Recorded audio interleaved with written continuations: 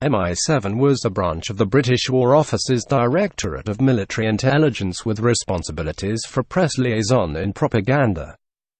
The branch was originally established in the First World War and disbanded after the signing of the armistice. The branch was reformed at the start of the Second World War.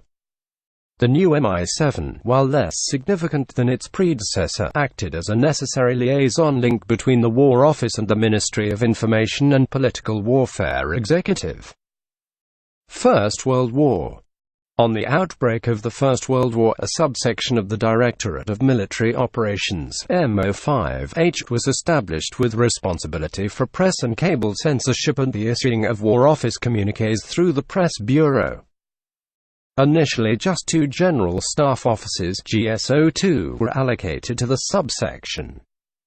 It became immediately apparent that 2 men was insufficient for the task, and within a fortnight the subsection was expanded to a Senior General Staff Officer (GSO1) with 8 assistant censors working under him.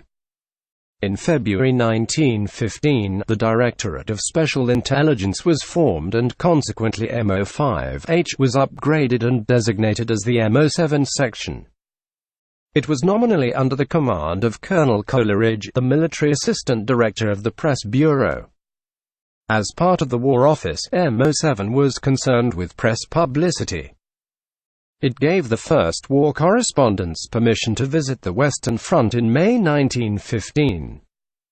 Its duty was to ensure that the military authorities maintained control over the press and correspondence work. In January 1916, as part of a reorganization of the Imperial General Staff, a new Directorate of Military Intelligence was created and MI7 became Military Intelligence Section 7. MI7 was organized in a series of subsections distinguished by lowercase letters in brackets. The precise duties of these subsections varied with time, but may be roughly summarized as follows. MI7 Censorship. MI7B Foreign and domestic propaganda, including press releases concerning army matters. MI7C Translation and, from 1917, regulation of foreign visitors.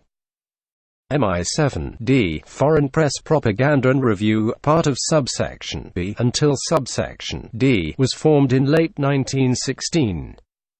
A. Milne, the author of Winnie the Pooh, served in MI7B after recovering from wounds sustained at the Battle of the Somme.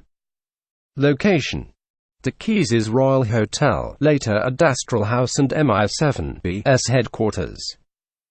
From April 1916 until early October 1917, most of MI7B's staff worked from Adelphi Court on the Strand, London, whereupon the whole section moved into Adastral House on the Victoria Embankment. Not to be confused with the later Ministry headquarters on Kingsway, the first Adastral House was the former De Keys's Royal Hotel, located by Blackfriars Bridge. The bankrupt hotel was requisitioned in May 1916 for use as government offices and was utilized by both the Royal Flying Corps and MI7. Surviving source documents. As a branch of military intelligence, paperwork was routinely destroyed to maintain strict security.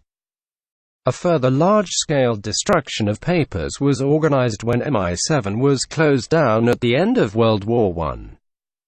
A few important files are scattered amongst War Office, Foreign Office and Ministry of Information records at the British National Archives. Also, some documents from MI7B have survived because they were retained by one of its operatives, Lieutenant James Price Lloyd.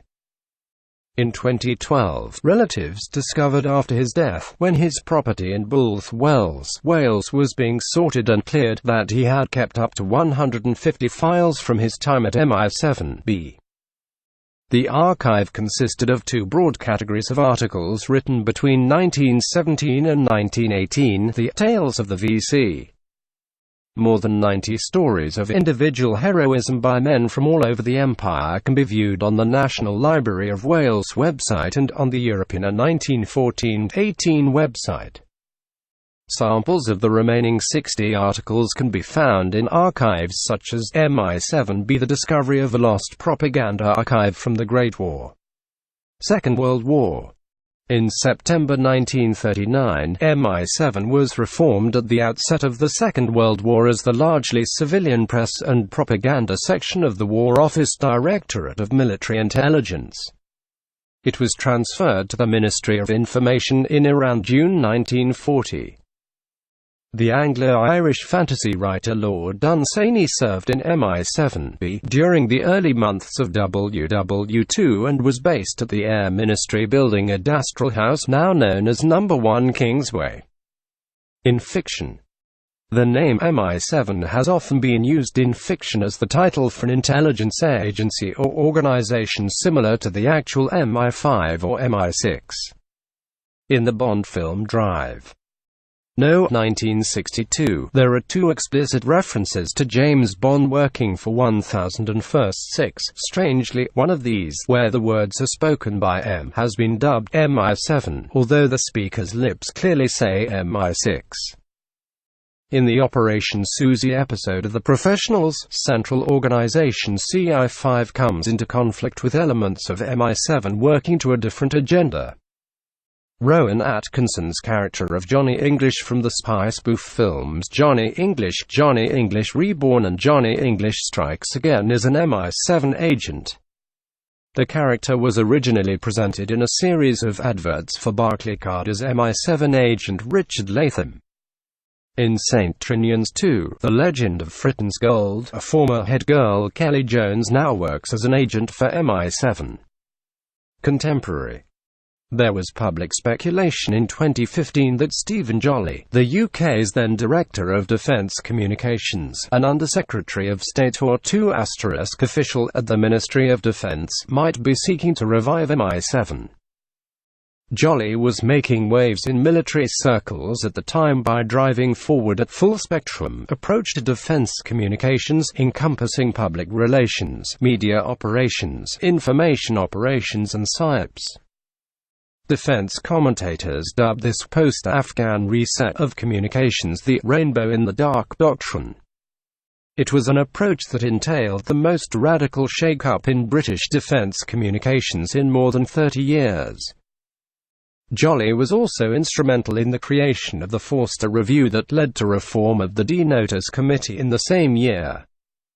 This unique combination of responsibilities positioned Jolly in the eyes of conspiracy theorists as an inheritor of the traditions of MI7.